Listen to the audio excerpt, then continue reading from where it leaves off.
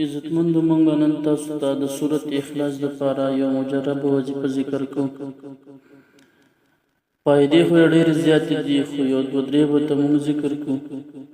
په هغې کې اول دا چې څوک سورت اخلاص د ورځې 200 کرته وایي، نو الله جل شانه به د هغه د 50 کالو ګناهونه معاف کړي سوا د قرض نه.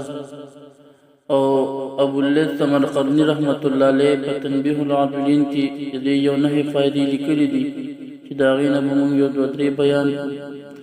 اول دا چې الله جل شانه به د انسان ته 300 د رزق دروازې داسې کولو کې چې د هغه به په تصور کې هم نه راځي. او بل دا چې الله جل شانه به دته 300 د رحمت دروازې کولو کې.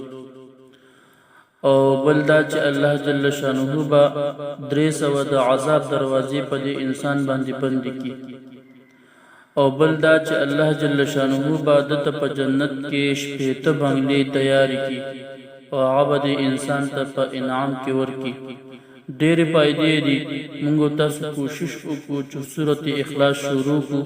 وړوکې سورت دی، لنډ سورت دی او په زیات نه زیات وخت کې چې ویلی شي 15-16 منټه کې ویل کېږي.